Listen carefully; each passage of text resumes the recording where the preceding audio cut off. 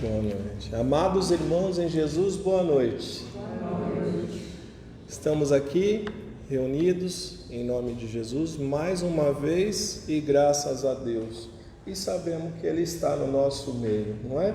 Nessa casa abençoada que nos recebe com paz, com amor, com harmonia e com esperança, que é tudo que a gente precisa viver nesse momento de energias tão conturbadas, né? Mas que a paz de Jesus esteja conosco, hoje e sempre, porque foi isso que Ele prometeu, né? A minha paz vos dou, a minha paz vos deixo, a minha paz vos dou, que a gente receba ela nesse momento, em nome de Jesus. Os recadinhos da casa. Esse núcleo tem como objetivo principal o estudo e a prática dos ensinamentos trazidos por Jesus Cristo. Ele é um mestre da nossa casa, ele é nosso modelo, né? Mestre, modelo e guia. Ele é o nosso foco, ele é o nosso farol, ele é a nossa meta, é nosso objetivo, né? É o modelo, né? E é tudo isso para a gente. Ele é quem nos cura e dele vem a nossa salvação, a nossa iluminação. Em todas as nossas reuniões, o que a gente ressalta? A frequência aqui no núcleo é muito importante, a gente pode e deve assistir de casa, né? Boa noite ao pessoal que está de casa também, mas é muito importante vir aqui. Aqui a gente tem a oportunidade de receber um pouquinho mais ainda, que a energia aqui é um pouquinho mais forte, né? Diz que a brasa longe da fogueira apaga. A fogueira é sempre quando tem mais gente reunida em nome de Deus, em nome de Jesus, né? E quando a gente não está muito bem, a gente é ajudado. Mas quando a gente está bem e a gente vem aqui, as nossas energias são usadas para ajudar outras pessoas. Às vezes aqueles que a gente ama não vêm aqui. Mas se a gente vier aqui, põe um nomezinho nas vibrações e interceder por eles, eles podem receber. E um dia eles virão, não é? Seja nessa casa ou em outra, um dia vai acordar. Porque nem todo mundo acorda na mesma hora, né? A gente ressalta a prática do Evangelho no lar, né? Como sendo muito importante, pelo menos uma vez, fazer o Evangelho no lar. Observação e prática das condutas cristãs, é muito importante a gente ouvir, é muito importante a gente saber, é muito importante a gente aprender. Decorar às vezes, né? Mas mais importante é praticar. A gente só vai ver diferença efetiva na nossa vida praticando, né? É isso que Jesus espera de nós. A observação e a prática das condutas cristãs são a base para o progresso do espírito. Foi isso que a gente falou, né? A gente pede também que deixe o celular no silencioso ou desligue, né? Por favor. O silêncio é muito importante antes, durante e depois da palestra, né? E a gente convida a todos a usar a nossa biblioteca também. Então vamos ler a psicografia de hoje. O título é Obreiros do Senhor. Há muito tempo pleitearam essa experiência que estão vivenciando nessa casa bendita. Tudo foi orquestrado a fim de aqui se encontrarem todos, ou nos encontrarmos todos, né? Cada qual a sua tarefa, a sua parte, e o trabalho se realiza. Trabalho esse muito atentamente planejado, com antecedência a cada plantão dessa casa. Os espíritos não cessam de trabalhar, quem descansa é a gente, os espíritos não descansam. E nós os aguardamos aqui chegarem para concluir nossas deliberações. Não perca tempo. Assuma cada qual sua cota de labor. Não há espaço para improviso. Devemos cumprir nossos compromissos com a mesma retidão e seriedade do trabalho do ganha-pão. Aqui a gente ganha o pão que alimenta a alma. É essa que vai fazer a gente crescer. Não percamos oportunidades de aumentar nossas moedas no céu. A gente tem que entesourar nossos tesouros lá onde a traça não corrói e o ladrão não rouba. Elas se acumulam ao lado de cada tarefeiro. A oportunidade vale ouro. A vida escoa rápida e às vezes de forma repentina. Ainda hoje poderei pedir tua alma, fala a palavra, né? Muito será pedido a quem muito foi dado.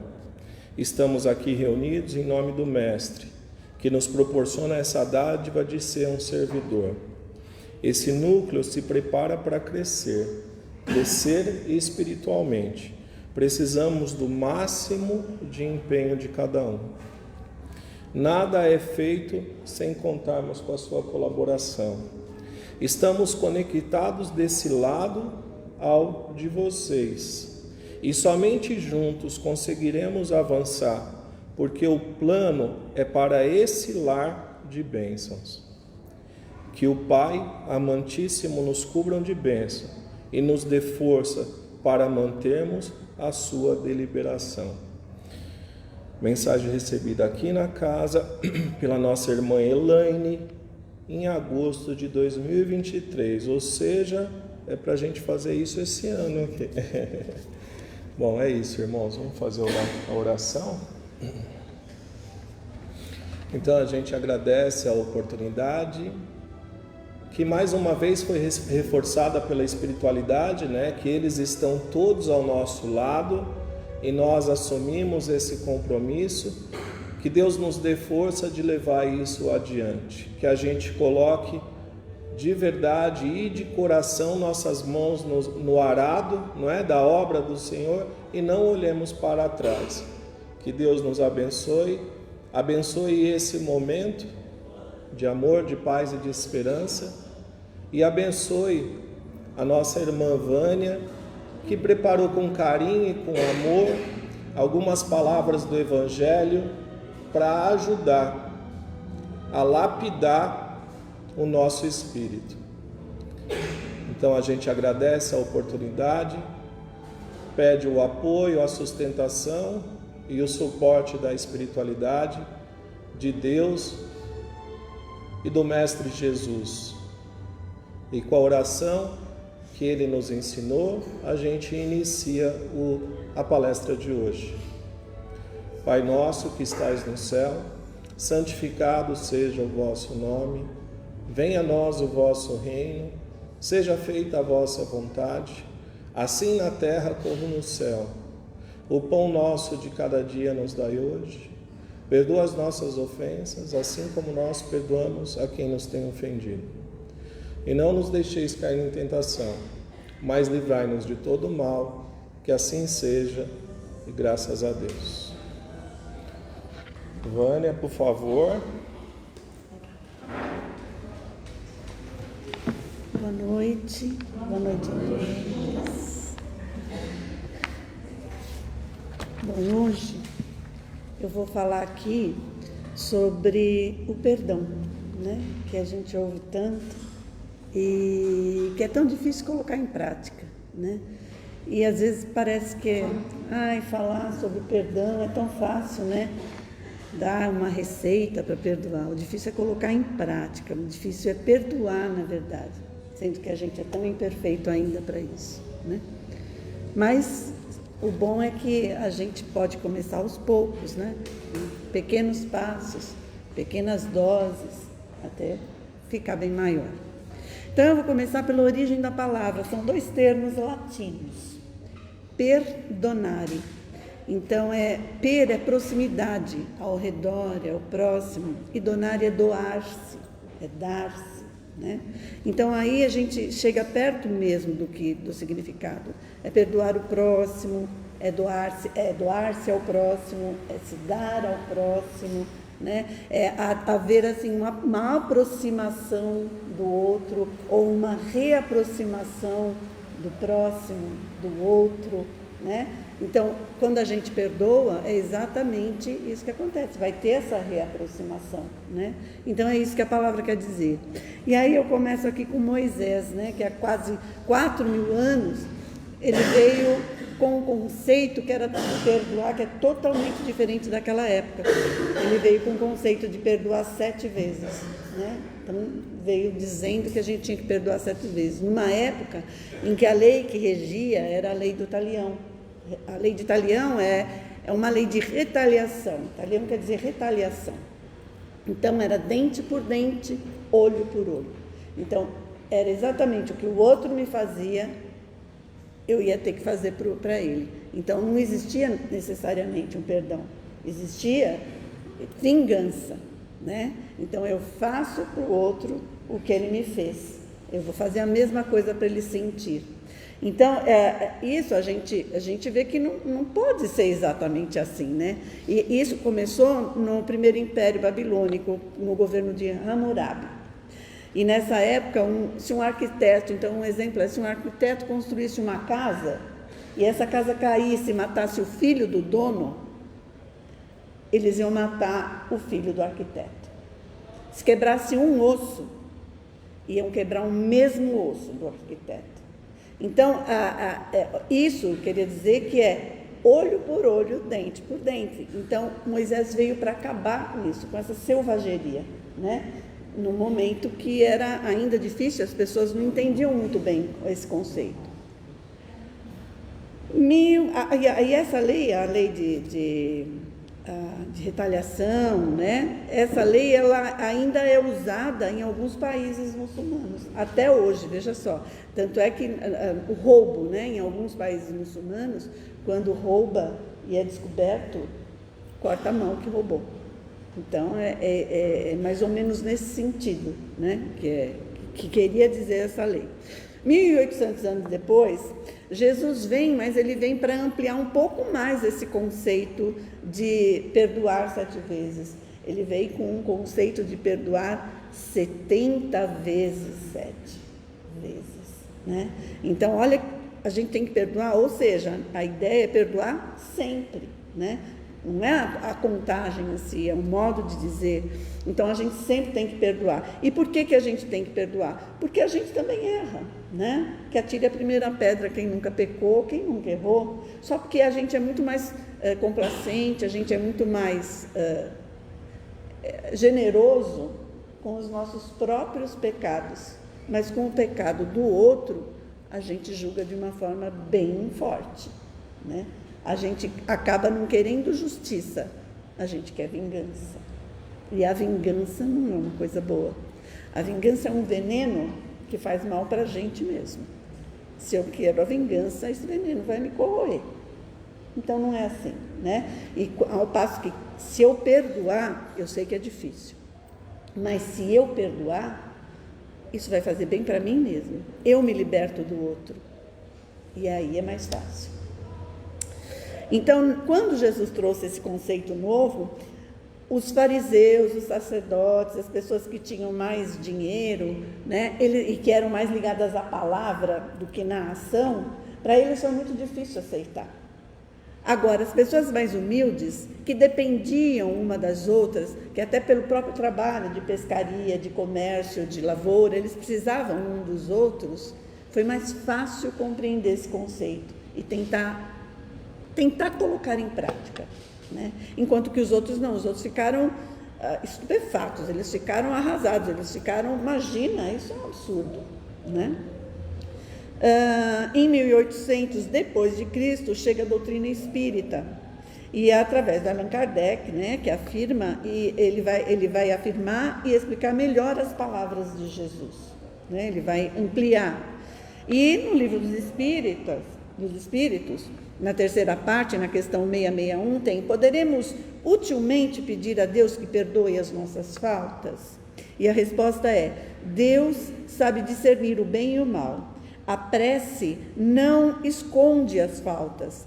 Aquele que a Deus pede perdão de suas faltas só o obtém mudando o seu proceder, o seu comportamento.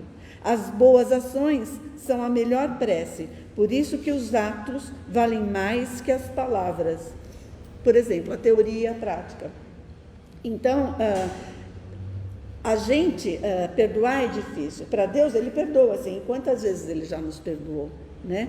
Mas cada vez que a gente viu até na vida dele, durante a vida dele aqui na Terra, que ele ia, ele curava as pessoas, ele perdoava os pecados, mas qual era a frase que ele sempre falava?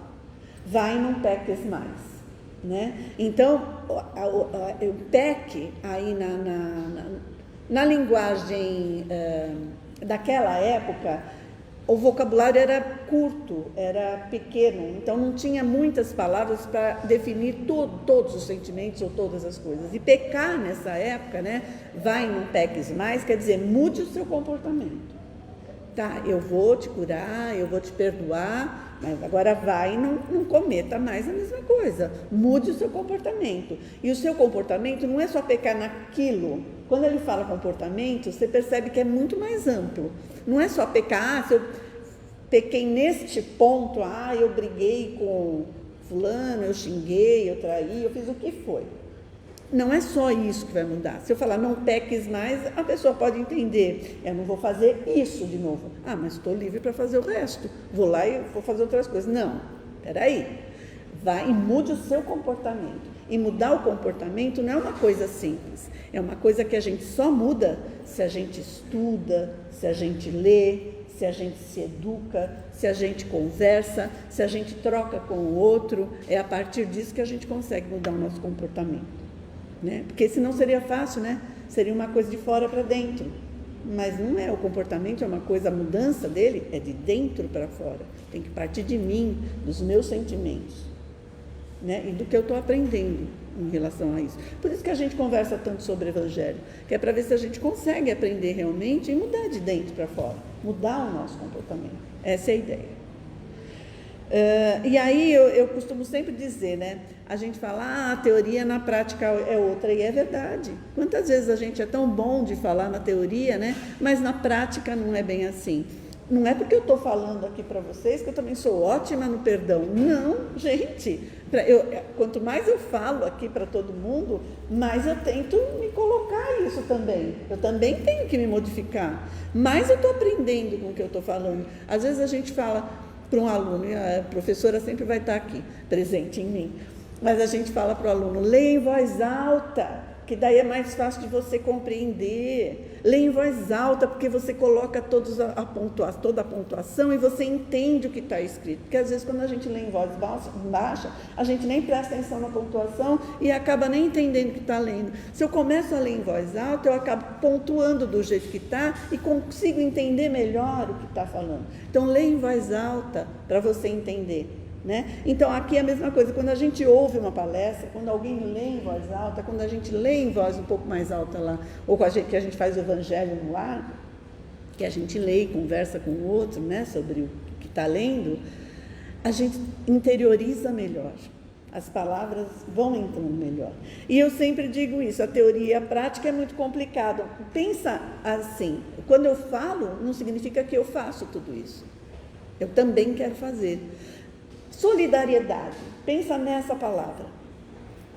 A gente pode saber muito bem o conceito de ser solidário. Conceito é muito fácil, eu vou lá no dicionário, eu aprendo esse conceito, eu até entendo que ele acha um lindo conceito, mas eu não sou solidário.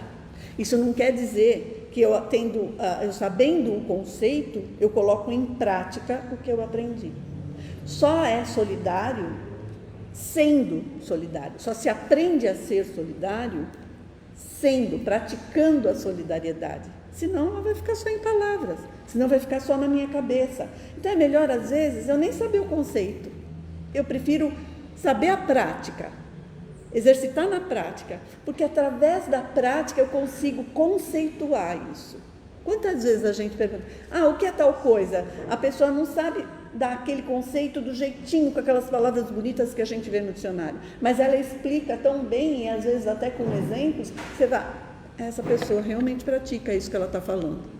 Então, tem alguns pontos que a gente tem que unir o que é teoria e o que é prática. A teoria, só pela teoria, Não adianta nada, gente. A gente sabe, quem aqui estudou, fez graduação, a gente sabe que aqueles professores que chegam só com a teoria são tão longe de atingir, estão tão longe de atingir a gente e o que a gente quer aprender. Agora, aqueles que têm a teoria e unem a prática, e exemplificam com a prática que tiveram naquilo, fica muito mais fácil da gente compreender e também colocar em prática. Nós trazemos dentro, inserido no íntimo da gente, esse código de ética de Deus. Está na gente. Agora, cabe a gente ir lá buscar. Cabe a gente agir de acordo com esse código. Porque a gente sabe exatamente quando a gente está fazendo uma coisa que não é certa, uma coisa que é errada, uma coisa que é mais ou menos. Isso eu não deveria fazer. E como que a gente sabe? A gente sabe porque às vezes até a gente pensa, nossa, isso eu não vou falar para ninguém, vai ficar comigo, porque se eu não vou falar para ninguém, alguma coisa tem aí, você concorda? Né?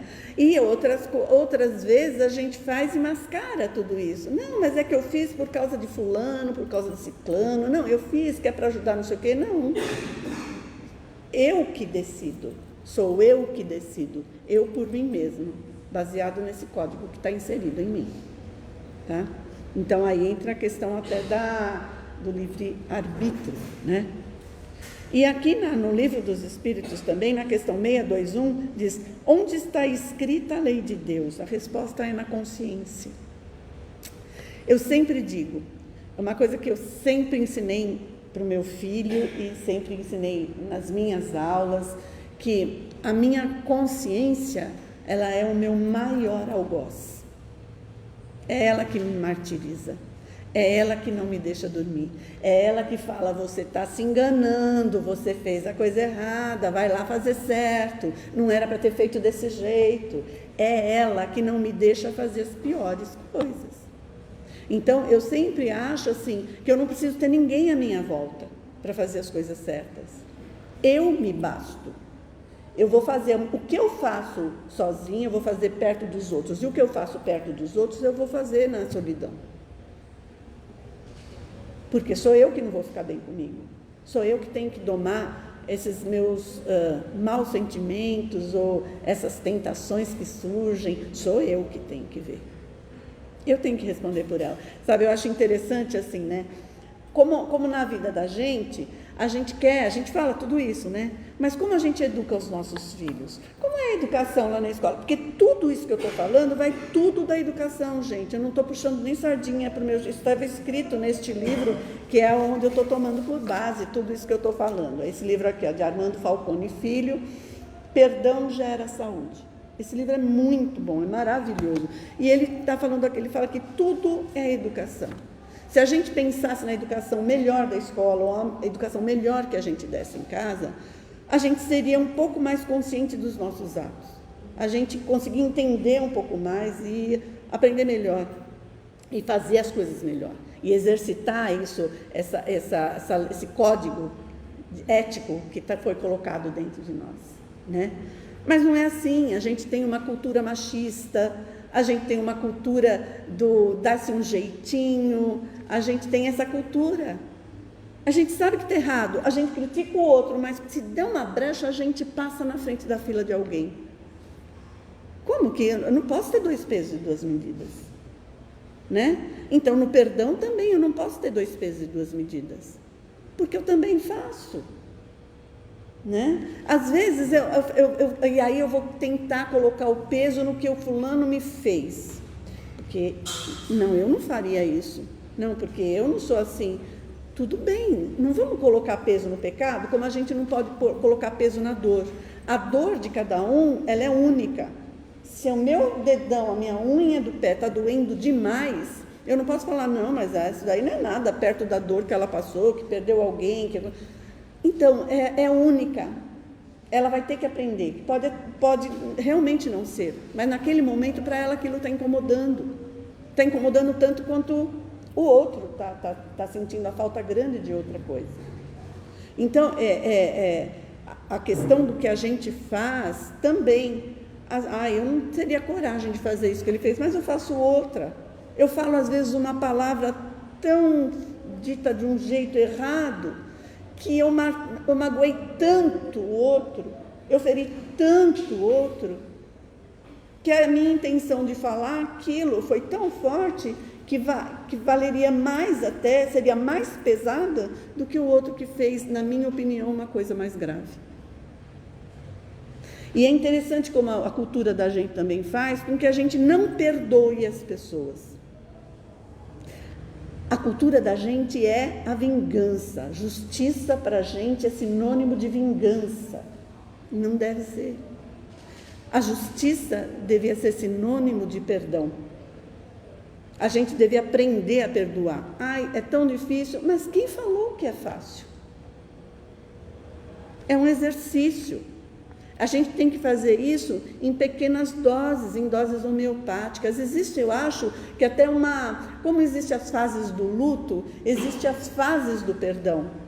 Num primeiro momento, você fica com uma raiva absurda, e nesse momento de raiva, fecha a boquinha. Fecha a boquinha, porque a boquinha vai ser capaz de falar coisas que você não queria ter falado. E quando a gente vê, a gente já falou, por raiva. A raiva não é a melhor conselheira. Nossa, eu sou assim, eu tenho plena consciência de todas as coisas que eu falei no momento de raiva, que não, foram pesadas demais, não deveria ter falado. E pedir perdão pelas coisas que foram faladas. Como é difícil, né? Não vou pedir perdão, não. Depois passa isso. Não passa. Não passa. Isso vai ficar guardado dentro da gente, do outro. Então, é melhor na hora da raiva, fecha. Se fecha, cala, se cala, né? E deixa, minha mãe falava, nada como uma noite entre 2 dias. E é isso mesmo. Passa essa noite, dorme, reflete, aí o negócio vai ficando, parece que vai assentando essa poeira, vai decantando que nem na piscina, né? E a gente consegue enxergar com um pouquinho mais de clareza. E a gente consegue falar, mas peraí, eu também faço coisas erradas. Para chegar nisso, eu também tive culpa. Qual foi a minha culpa? E como é difícil a gente reconhecer a culpa da gente. E como é difícil a gente sempre dá a desculpa que foi alguém, que foi o outro, que foi... Nunca é a gente por nós mesmos. E nesse momento, a gente tem que se desnudar para a gente. E às vezes eu falo, reconheça para você, não precisa reconhecer para mim. Mas faça uma análise, você sozinho, com você mesmo. Você podia ter agido diferente? Você podia ter feito diferente? Você podia ter usado outras palavras? Você podia ter usado outro olhar? Você podia ter sido mais humilde? Você podia ter sido mais maleável? Você podia ter deixado o outro sobressair a voz dele do que você? Você podia concordar de vez em quando? Porque às vezes, vocês podem prestar atenção, às vezes a gente quer manter a opinião da gente só por manter. A gente até na hora que está falando, a gente já viu que a gente fez besteira, que a gente falou bobagem, que a gente nem mais está pensando daquele jeito, mas não vou dar o braço a torcer. Eu vou manter essa minha opinião. Se vem alguém com ideia nova, não vou fazer o que essa pessoa está falando, não. Por quê? O que vai acontecer? Vai acabar o mundo? Não vai. Pode acontecer uma coisa boa? Pode. Pode dar errado? Pode. E daí? Não é? Eu acho assim, quantas coisas a gente já fez que deu errado? E a gente aprende com o quê? A gente aprende as coisas com que só dá certo? Como que a gente aprende, gente? Piaget, que é um grande teórico na pedagogia, ele diz, ele é um psicólogo, né? Ele diz que existem erros. E eu acho, ele fala que existem porque ele cita só nessa parte da aprendizagem. Mas eu acho que na vida os nossos erros são construtivos. Nenhum erro que a gente pratica é para desconstruir, muito pelo contrário, para desconstruir as coisas erradas que tem na cabeça e para construir coisas novas. Então, todo erro é construtivo. E a gente está sempre falando, não faz isso que está errado, fulano, não mexe aí que é errado. Enquanto, às vezes a gente fala para a criança, não põe a mão na tomada, ela vai lá e põe. Enquanto ela não colocar o dedo na tomada e levar um choquinho, ela não vai aprender. Agora, aí ela aprendeu, foi um erro construtivo. Ela não vai voltar lá e colocar. E com a gente também se dá desse jeito. A gente também aprende errando, sabe? Desculpem eu dar sempre esses exemplos, mas é porque faz parte da minha vivência, né? Da minha profissão. A alfabetização, durante muito tempo, se achava que era decorando, que era copiando, que a gente se alfabetizava. Aí veio uma teórica aí que revolucionou em 1970, e ela falou que a gente aprende elaborando hipóteses daquilo que a gente não conhece. E é verdade. Você pode ver, tudo que a gente não conhece, a gente levanta hipótese. Se você vê uma caixa que é uma... o que será que tem dentro dessa caixa? Essa caixa é dura, então eu acho que deve ter aí alguma coisa pesada. Deixa eu ver. Ela é pesada, então deve ser alguma coisa de ferro que tem aí, porque se fosse pena, ela era leve. Não é assim? Tudo a gente dá pitaco. Vem uma amiga contar, eu estou passando por esse problema, você vai lá nas suas lembranças, nas suas memórias, na sua experiência, na sua vivência e tenta ajudar a amiga com as suas experiências, né? E você vai levantando hipóteses, e assim são as crianças também na alfabetização. E quando eu aprendi isso, eu vi que isso é para a vida mesmo. A vida é assim, a gente levanta hipóteses, a gente erra, agora quando alguém faz a gente refletir sobre aquele erro, a gente passa a acertar e a gente fica tão feliz que a gente conseguiu aquilo só com uma pergunta de alguém, uma intervençãozinha de alguém. Não é ninguém mandando, faça deste jeito, faça do jeito que eu faço. Não é assim. Então, as boas ações são a melhor prece. Aqui, no livro, o que ele está dizendo... não adianta nada palavras se você não praticar. A prece não é uma troca. Que eu faço aquela oração decorada, ou eu converso com Deus pensando no que eu tenho que fazer amanhã, no problema que está acontecendo na minha vida, e falar, tudo bem, eu fiz essa minha prece, agora já estou perdoada, agora já posso continuar, agora estou zerada. Não é uma troca. A prece é para você refletir a respeito das suas ações. É para você conversar genuinamente com Deus. É para você se abrir, porque a gente pode enganar, gente, os encarnados. Nós não temos esse dom de... Mas os desencarnados, não tem.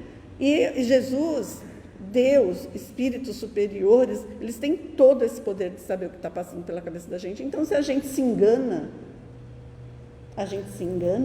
será que a gente se engana? A gente pode enganar os outros.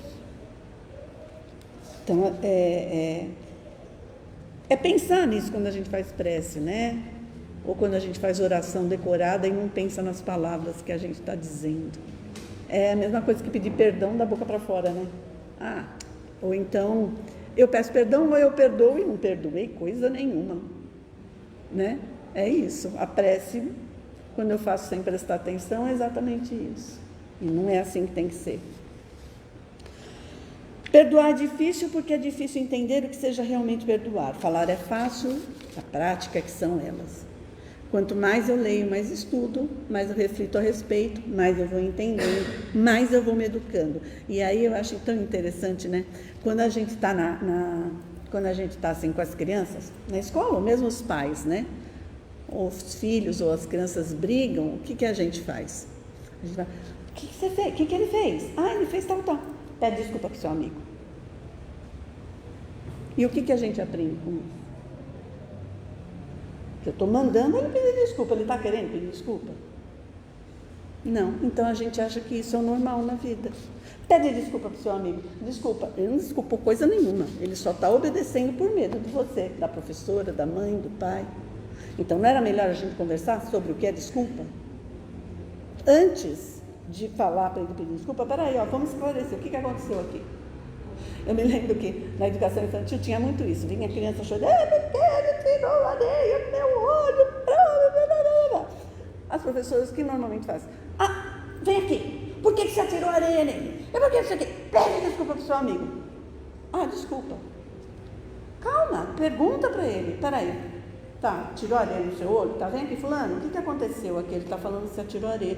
Não, professor, sabe o que é? É que eu tava brincando de cavar e ele passou por trás e a areia acertou nele.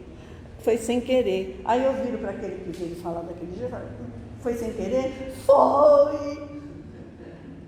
Quer dizer, ele também sabia que era sem querer. Mas ele vai com o quê? Com essa coisa que a gente educa eles. Eu quero vingança.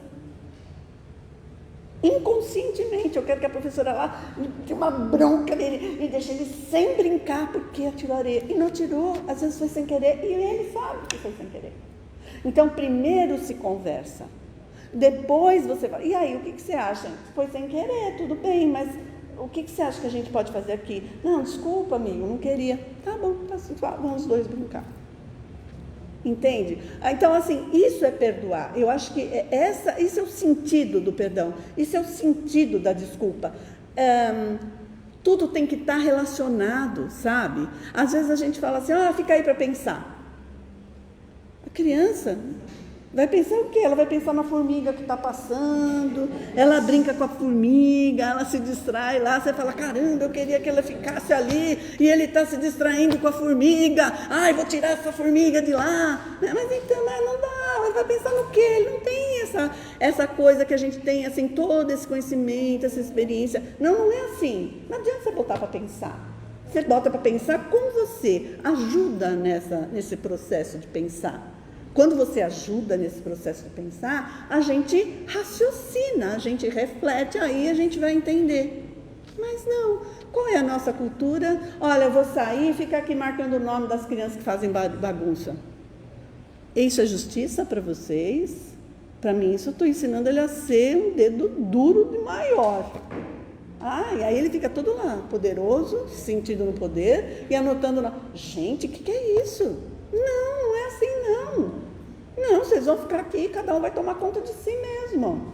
E se está vendo que o outro está fazendo, vai lá e aconselha. Fala, amigo, não é para fazer assim. Isso se conversa, isso se combina, isso se dá o exemplo. Sabe? Não adianta eu falar, não minta, não vai mentir, não fala mentira. Aí vem um telefonema lá, fala, mãe, é fulana. Fala que eu não estou. Eu falo para ele não mentir, mas eu estou mentindo e estou ensinando que é assim que é assim. A gente fala o que a gente não quer, filho. É assim a vida. Não é assim a vida. A vida não é assim. A gente tem que pensar. Por isso é que eu acho a educação, ela traz muito isso, de não perdoar, a gente, de querer vingança. A nossa justiça é a vingança, né? E a gente passa isso para as crianças. Então, não é melhor a gente começar a pensar sobre isso? Né? A gente vai ver que vão ter crianças muito mais propensas a pedir perdão e a perdoar, né? Porque perdoar é tudo. Deixa eu ver aqui. Então, aí aqui também diz assim, na questão do Livro dos Espíritos, né, 886, qual o verdadeiro sentido da palavra caridade como entendia Jesus? E a resposta é benevolência para com todos, indulgência para as imperfeições, né, que é a disposição para perdoar, e perdão das ofensas. Olha o que é caridade. Aqui ele não está falando, olha, você dê esmola, você vai lá. Não está falando nada disso. Aí você vê, dentro desses três aspectos, tem muita coisa que a gente pode fazer. E uma delas, eu acho que até todas elas, eu acho que tem tudo a ver com mudar comportamento. E não ser da boca para fora, né? Se a gente fosse indulgente com os outros, como a gente é indulgente com a gente, né? Porque para a gente tudo tem um porquê. Mas é que... mas... Agora para o outro, nossa, você viu o que fez? Você viu o que aquela pessoa fez? Nossa, como que pode fazer isso? Só que daí, instantes depois faz a mesma coisa, só que não se toca. E aí entram as parábolas, né? Jesus falava muito de parábola, né? E por quê? Porque as parábolas são histórias curtas. E essas histórias, a gente, sem querer, a gente se transfere para elas. A gente se coloca no lugar, normalmente, do personagem principal, porque a gente não quer ser coadjuvante de ninguém. A gente é sempre... E aí a gente se encaixa naquilo. E aí a gente começa a refletir. Então, as histórias, elas são efetivas, elas são eficazes para tratar todas essas coisas, todos esses sentimentos que a gente tem. Porque são parábolas. Por que Jesus falava por parábola? Entendia quem já estava em condição. Então, tem coisas que eu ouço histórias, que eu assisto um filme e eu falo, nossa, aconteceu assim. Nossa, eu tenho que repensar o que eu fiz. Aconteceu a mesma coisa comigo. E é assim que a gente aprende, né? Então, isso é super importante. As histórias são terapêuticas. Então, o sacrifício mais agradável a Deus, no Evangelho, no capítulo 10, Bem-aventurados os misericordiosos, é ide reconciliar-vos com vosso irmão antes de colocar a vossa oferenda no altar. Porque senão ficaria 2 pesos e 2 medidas, né? Eu ia estar contradizendo, eu vou lá, peço perdão, mas não perdoo. Não é meio estranho? Né? Eu estou pleiteando uma coisa que eu não faço para o outro. Peraí, não está certo. Então, não vou pedir perdão agora. Primeiro eu tenho que ver lá, resolver o meu problema lá com o outro. Depois eu volto. E aí eu vou oferecer, sim, para Deus o que precisar. E aqui a gente tem comportamentos, por isso que os 2 pesos, 2 medidas. A gente tem comportamento diferente em lugares diferentes. Para cada ambiente a gente tem uma persona, né, um personagem. Então, na nossa casa a gente é um, quando a gente sai com os amigos a gente é outro, quando numa instituição religiosa, né, numa igreja ou numa casa espírita ou num culto, a gente tem outro. A gente coloca uma persona, a gente veste e sai. Será que a gente é assim separado? Será que um acaba não sendo contraditório ao outro? Parar para pensar. Então, posso pensar, olha quantos defeitos eu tenho. Como que eu não perdoo o outro, se eu tenho tantos defeitos? Para perdoar é necessário que nos desnudemos, né? Como eu já falei. E que a gente faça uma autoavaliação fria, crua. E realmente pensando naquilo que a gente está fazendo. A gente cobra do outro, mas não quer ser cobrado. Tudo que eu alimento fortalece. Então, se eu alimentar, quando alguém faz alguma coisa de ruim para a gente fica remoendo aquilo o tempo inteiro. Você vai fazer uma coisa, remoe aquilo. E parece que aquilo vai tomando um vulto, né? O negócio vai crescendo. Quando você vê, você já está fazendo uma história que já fugiu tudo o que aconteceu. Já é outra realidade. Mas a gente vai alimentando esse monstro que está dentro da gente. Por quê? Porque a gente está dando voz, a gente está abrindo espaço, a gente está dando brecha para que outros irmãos que estão perturbados e que querem perturbar se aproximem da gente. E aí só vai crescer mesmo. Então, por isso que a gente fala vigiai e orai. Vigiai e orai os pensamentos. Vigiai e orai as suas ações, as suas intenções. É isso que a gente tem que fazer o tempo inteiro. Não é por isso que eu falo, na raiva, se cala. E para de pensar, muda o rumo do pensamento. Pensa uma coisa legal. Está começando a vir aquele pensamento, não, pensa uma coisa legal. Está começando a vir, pensa nas coisas boas que essa pessoa fez. Vocês podem ver, a pessoa pode fazer milhares de coisas para a gente, mas basta uma que ela faça de ruim, a gente esquece tudo que foi bom. E só passa a levar em conta aquilo de mal que ela fez. Bom, olha, eu estou vendo a hora, já passou, não consegui falar metade do que eu queria. Gente, agora, não é fácil, né? Não é fácil. Aí eu só ia falar numa outra ponto que eu acho que é super importante, que é a questão de, a gente está falando ainda de perdão, que são coisas pequenas e a gente não consegue perdoar. Mas imagina aí o assassinato de um filho, um crime, alguma coisa que seja realmente grandiosa, né? Como que a gente vai perdoar? Eu sempre me coloco de exemplo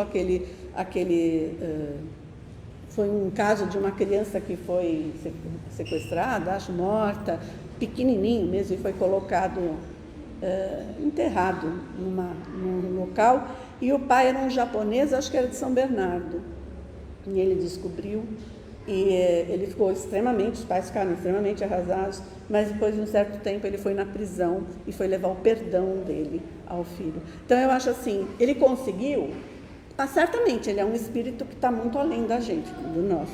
Mas a gente não pode chegar lá. Então vamos começar com coisa pequena. Às vezes a gente se perturba e se deixa doer por coisinhas tão miúdas, sabe? E leva aquilo como se fosse a coisa mais importante da vida. Para de olhar para o seu umbigo, olha ao redor, o mundo é muito grande. Não dá para a gente pensar nisso. A gente tem que pensar que as coisas, todo mundo tem um lado bom. Será que o lado ruim vai sobressair? Meu Deus do céu, mas será que é isso mesmo que a gente vai deixar acontecer? Então, tem fases do perdão. O primeiro perdão, eu posso dar até esse perdão que não era bem, eu não estava querendo perdoar.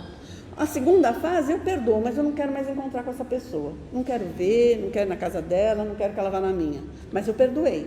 Por quê? Porque eu não desejo o mal dela, já não é vingança. Vocês entendem? Não é mais vingança. Eu perdoei, só não quero conviver com ela. Tudo bem. No Evangelho diz isso. Se você perdoar o seu inimigo, não é que você vai ter que conviver com ele o tempo inteiro, como se fossem os amigos que... Não. Mas só o fato de você não querer mal a ele, você já deu um grande passo em busca do perdão verdadeiro. E vai chegar o tempo que de tanto você fazer sua cabeça em relação a essas atitudes, não, vou fazer o exercício de pensar só nas coisas boas que essa pessoa fez, porque teve milhares de coisas. Escreva, se for o caso. E aí você vai ver, nossa, tem muito mais coisa boa. E aí você perdoa e fala, bom, do que faz daqui para frente, mesmo que ela me faça alguma coisa, eu estou blindado. Então, assim, aí é ela que vai ter que responder, já não é mais problema meu. Entendeu? Quando a gente sai do papel de vítima e começa a entender que o que o outro fez é problema dele e não meu, você perdoa com mais facilidade. É ele que vai ter que se ver depois, não sou eu. Eu me livro, eu me liberto, eu sinto mais leve, eu fico mais feliz e eu não me enveneno. Tá? Então, são fases do perdão. Mas a gente não pode falar assim, não, eu não consigo perdoar. Não fale isso. Não fale isso. Porque vira uma verdade. É uma mentira que vira uma verdade. Então não fale, não, eu vou conseguir sim. Vou passar por essas fases, mas eu vou conseguir perdoar. Tá? São doses pequenas e eu acho que é assim que a gente tem que fazer. Perdoar sempre. 70 vezes 7 vezes. Tá? Obrigada, gente. Desculpa passar do horário.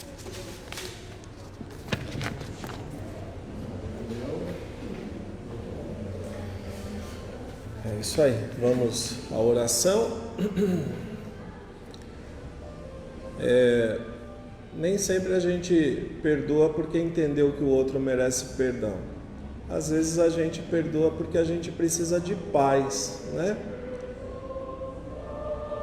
Que Deus abençoe todos nós e essas palavras que a gente ouviu aqui, não é? E que a gente exercite cada dia mais, com a ajuda de Deus e dos nossos irmãos mais evoluídos, exercitar cada dia mais o perdão na nossa vida, na vida dos nossos irmãos, e sabendo também que é importante perdoar a gente mesmo também, né?